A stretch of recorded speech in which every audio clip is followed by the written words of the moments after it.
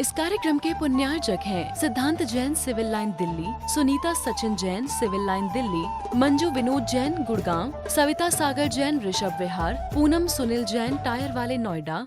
वंदी तु सब सिद्धे ध्रुवे मचल मनोभवं गदिं पते बोच्छामि समय पाहुडु मृणिमो सुध केवली भणिदम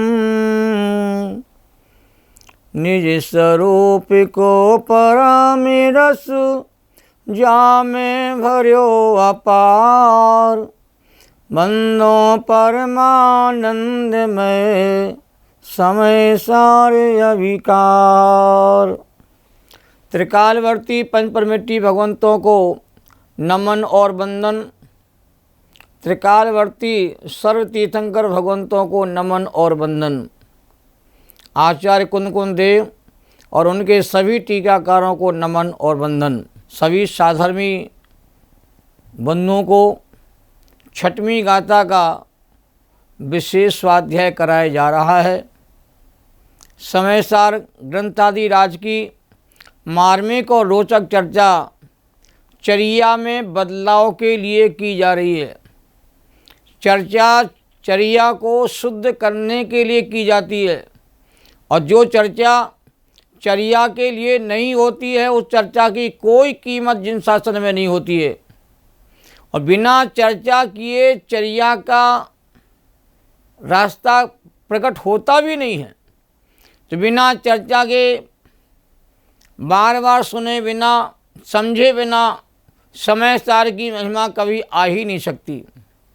समय सार की महिमा के बिना समय सार की रुचि प्रतीति अनुभूति नहीं होती। समय सार कोई कल्पना नहीं है।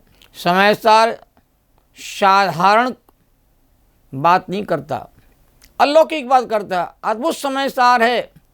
अपने आप से परिचय करने के लिए समय सार में डुबकी लगाना ही पड़ेगी। यदि मैं अपने आप को जानना चाहे, पहचाना मैं कौन हूँ, मेरा क्या स्वरूप है, वह मेरा स्वरूप मुझे कैसे प्राप्त होगा, प्रकट होगा, इस बात को यदि हम गहराई से समझना चाहते हैं तो समय सार में डुबकी लगाओ। समय सार का अध्ययन करो, उसका मनन करो, चिंतन करो। एक बार इन गाथाओं को फिर से सुने। मैं एक बार पुनः पाठ करूंगा छठवीं गाथा का। आज तीसरे दिन समय सार की छठवीं गाथा की चर्चा हो रही है। नवी हो दिया पमतो न पमतो जान गोदु जो भावो एवं बनंति शोधम ना दो जो सोदु सोचे वे। क्या आचार्य ने कहा, वह अप्रमत भी नहीं है, परमत भी नहीं है। जो ज्ञायक भाव है वह तो ज्ञायक भाव ही सदा रहता है। बेजोड़ गाथा है, अजोड़ गाथा है। जिस शुद्धात्मा की अनुभूति करना है, आखिर है वह कैसा। क्यों कुंद जैसे महान आचार्य शुद्धात्मा के गीत गाने के लिए तैयार हो गए। उनके टीकाकारों ने इन गाथाओं के मर्म को खोलने के लिए कितना परिश्रम किया है। यहाँ जैनत्व के आचार विचार की बातें नहीं की जा रही हैं, न कर्णान योग का विषय बताया जा रहा है, न चलनान योग की बात यहाँ पर सुनाई जा रही है। समय सार द्रव्यान योग का अध्यात्म का महान ग्रंथ है। समय सार दवा है। इस दवा को लिए बिना किसी को भी जन्म मरण से छुटकारा नहीं मिलता। मैं संक्षेप में आपको ये बात कहना चाहता हूँ। द्रव्यान योग दवा है, चलनान योग परहेज है। और दवा जिसने ली है उसे कितना फायदा निरंतर होता रहता है, इसको बताने के लिए कर्णान योग है। और किसने दवा ली थी, किसे फायदा हुआ, इसका उदाहरण देने वाला प्रथमान योग है। यह द्रव्यान योग की दवा, समय सार की दवा, अध्यात्म की दवा मीठी है, ये कड़वी नहीं है। इसमें मिठास भरी हुई है। एक बार चक्कर के देखो तो सही। समय सार के मन को खोलने में बहुत ज्ञानियों ने बहुत योगदान दिया है। ज्ञानियों ने अनेकों बार समय सार ग्रंथ पर पंक्ति पंक्ति स्वाध्याय किया है। छठवीं गाथा का सबसे पहले भावार्थ लिखने वाले जयपुर निवासी पंडित टोडरमल जी के समकालीन पंडित जयचंद छाबड़ा जी हुए। उन्होंने इस गाथा का भावार्थ लिखा जो बहुत ही बेजोड़ है, जिसे समझे बिना इस गाथा का मर्म हमको कहते प्राप्त नहीं होगा। गाथा हम लोगों ने एक बार पढ़ ली है, अब भावार्थ के माध्यम से गजब की चर्चा प्रारंभ करना चाहते हैं। हमारे छाबड़ा जी ने जो भावार्थ लिखा है उसकी पहली पंक्ति बड़ी मार्मिक है कि अशुद्धता पर द्रव्य के संयोग से आती है। बड़ी मार्मिक पंक्ति, अशुद्धता पर द्रव्य के संयोग से आती है। पंक्ति इतनी गहरी है, इसको हमें थोड़ा सा विचार करें।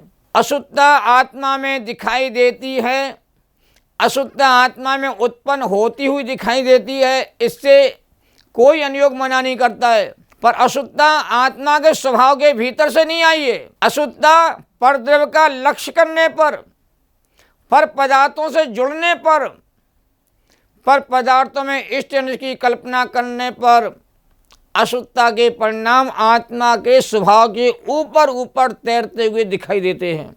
शुद्धता शुद्ध स्वरूप के आश्रय से प्रकट होती है। आचार्यों ने एक जगह लिखा है, स्व दब्बाओ सुख गई और पर दब्बाओ दुख गई। स्व द्रव्य के आश्रय से सुगति होती है और पर द्रव्य के आश्रय से जीव की दुर्गति होती है। जो अशुद्ध परिणति आत्मा में दिखाई दे रही है, मलिन परिणति दिखाई दे रही है, ये परद्रव्य के संयोग से आई है। और जब तक परद्रव्य का यह संयोग मिलाता रहेगा, बनाता रहेगा, पर के साथ चिपका रहेगा, पर के प्रति आकर्षित होगा, पर पदार्थों से प्रभावित होगा, तब तक आत्मा में अशुद्ध दशा कहते उत्पन्न होती रहती है। इसलिए आज बहुत महत्वपूर्ण बात कही, अशुद्धता जो उत्पन्न होती है वो परद्रव्य के संयोग से होती है। आत्मा से, आत्मा के आश्रय से अशुद्धता कहते कभी भी नहीं आती है। इस बात को कहते हमें समझना होगा। जल का स्वभाव देखा जाए तो यह सदा काल शीतल स्वभावी है, और अवस्था से देखा जाए तो यह शीतल और उष्ण दोनों रूप हो सकता है। अग्नि के संयोग से वह उष्ण अवस्था में दिखाई देगा और अग्नि के संयोग से रहित होने पर शीतल अवस्था में दिखाई देगा।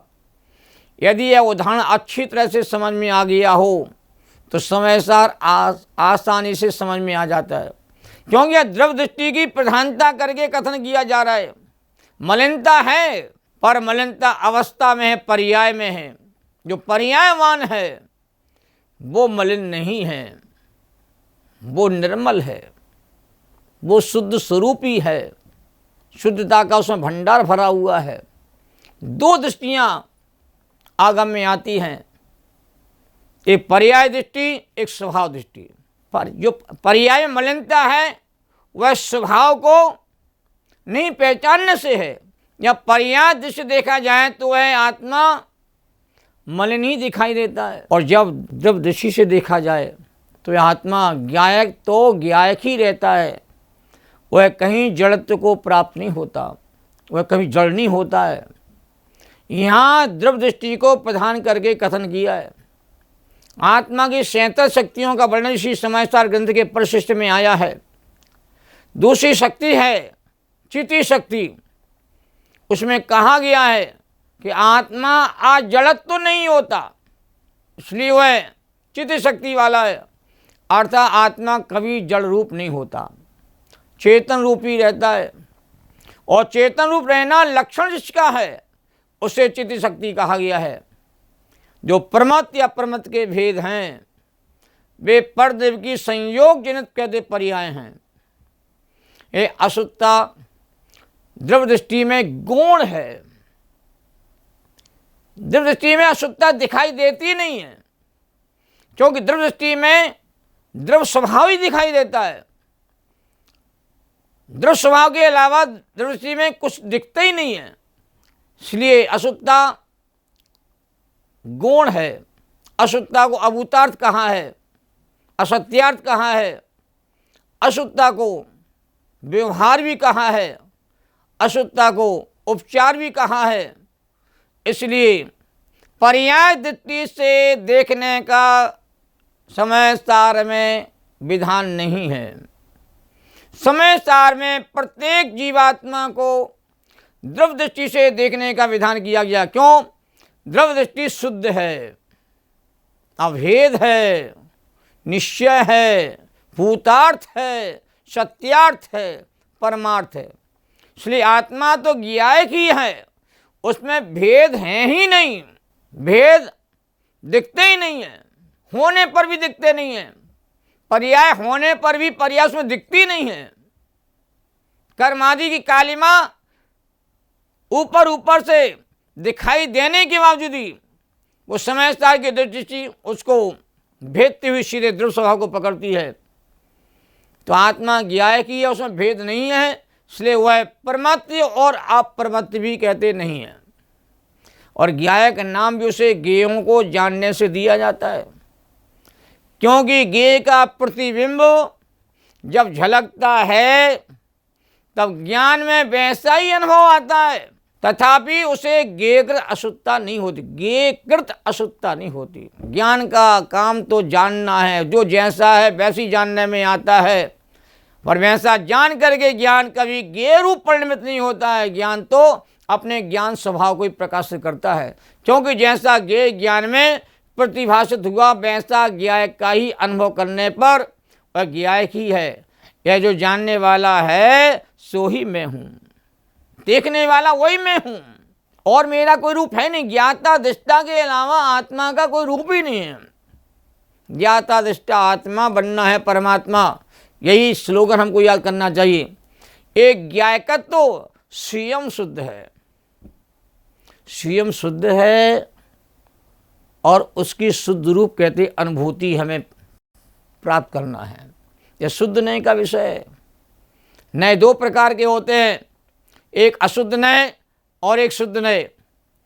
शुद्ध नय में भेद शामिल नहीं होता, शुद्ध नय में पर्याय शामिल नहीं होती है, शुद्ध नय में मात्र शुद्ध स्वरूप ही रहता है।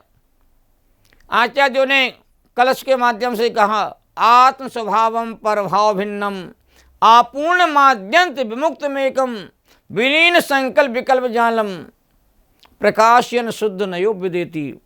हमारा जो आत्मा है वो शुद्ध नय के द्वारा ही प्रकाशित होता है, इसलिए आत्मा की जो शुद्ध दृष्टि है उसको हमें कहते हैं प्रकट करने का उपाय करना चाहिए।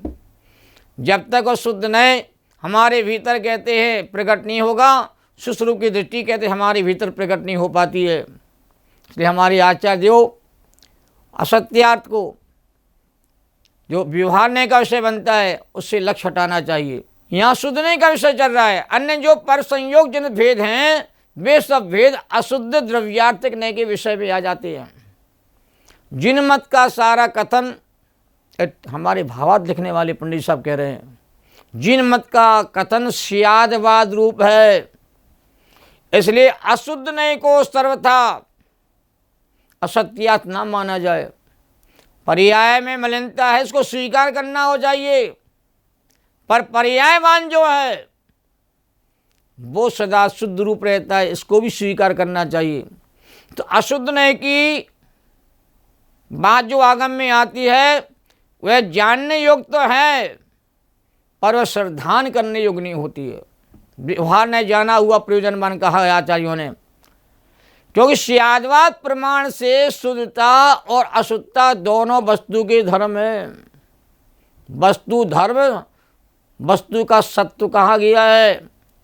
अशुद्धता की भी सत्ता है, शुद्धता की सत्ता भी है, पर अशुद्धता परद्रव्य के संयोग से आती है, इस तत्व को नहीं भूलना है। इसलिए अशुद्ध नय को यहाँ पर आचार्यों ने हे कहा है, ग्रहण करने योग्य नहीं कहा है, उपादेय नहीं कहा है। अशुद्ध नय का विषय कहते हैं हे है, छोड़ने योग्य है, वहाँ लक्ष्य हटाना चाहिए। सब चीज़ें हैं, सबका अस्तित्व है, परंतु वो हमारे ध्यान का ध्येय नहीं होता, श्रद्धा का श्रद्धेय नहीं होता है। श्रद्धा का श्रद्धेय तो हमारा कहते हैं शुद्ध नय का विषय ही होता है, शुद्ध स्वरूप आत्मा ही होता है। क्यों? अशुद्ध नय का विषय संसार है। ये गजब की बात हमारे भावार्थ में लिखी है। संसार में आत्मा क्लेश भोगता है, दुख भोगता है, आकुलता से पीड़ित होता है। जब स्वयं परद्रव्य से भिन्न होता है और अपने स्वरूप से प्रभावित होता है, अपने स्वरूप में जब सन्मुख होता है, अपने स्वरूप से जुड़ता है, तन्मय होता है, तभी संसार से छूटता है और क्लेश दूर हो जाता है, दुख दूर हो जाते हैं। इसलिए दुख मिटाने के लिए शुद्ध नय का उपदेश कहते आगम में प्रधान है। शुद्ध नय के उपदेश को हमें ग्रहण करना चाहिए। शियादवाद की शरण लेकर के हमें शुद्ध नय का आलम्बन लेना चाहिए। शुद्ध स्वरूप की प्राप्ति के बाद शुद्ध नय का आलम्बन भी छूट जाता है। इसलिए आत्मा समय सार नए पक्षातीत कहा गया है, नयों से पार कहा गया है। यहाँ ज्ञायक भाव में प्रमत्त अप्रमत्त नहीं है, ऐसा जो कहा है मूल गाथा में, वह गुणस्थानों की परिपाटी में छठवें गुणस्थान तक प्रमत्त दशा और सातवें से ऊपर तक अप्रमत्त कहलाता है। किंतु ये सब गुणस्थान अशुद्ध नय की कथनी में है। शुद्ध नय से तो आत्मा ज्ञायक ही है, गुणस्थान में रहता गुणस्थानों से पार है, मार्गणाओं में रहता मार्गणा से पार है, जीव समास में रहता जीव समास से पार है। यह भावार्थ गाथा की रहस्य को खोलने के लिए पर्याप्त है। ज्ञायक भाव शुद्धि है, तथापि जब तक यह ज्ञायक भाव अपने श्रद्धान ज्ञान चात्र का विषय नहीं बनता है, अनुभूति में नहीं आता है, तब तक शुद्ध होने का लाभ पर्याय में प्राप्त नहीं होता। आत्मा में अतिंद्रिय अंत की कणिका नहीं जगती, मिथ्यात ग्रंथि का भेदन नहीं आता जब तक शुद्ध रूप की अनुभूति नहीं होती है। तो शुद्ध आत्मा की अनुभूति से आत्मा शुद्ध होता है। इस रहस्य को भी हमें कहते गहराई से समझना है। गहराई तो बहुत गाथा की है, परंतु हमें विषय को आगे बढ़ाना भी है। हम अब विषय को आगे कल बढ़ाएंगे। सहजानंदे शुद्ध स्वरूपी अविनाशी में आत्मस्वरूप, ज्ञानानंदे पूर्ण निराकुल सदा प्रकाशित चेतन रूप, सदा प्रकाशित चेतन रूप। तीन लोक के सभी जीवात्माओं के शुद्ध चेतन स्वरूप को नमन और वंदन। जा वाणी के ज्ञान ते सूझे लोकालोक, सो वाणी मस्तक नमो सदा देती हूँ ढोक। द्वासांग जिनवाणी माता की जय। इस कार्यक्रम के पुण्यार्जक थे आराधना संचय ग्रीन पार्क, सुशील विनोद जैन योजना विहार, कमल पलवन कुंजा महाजनी चांदनी चौक दिल्ली, गुप्तदान विश्वास नगर दिल्ली, गुप्तदान सिविल लाइन दिल्ली।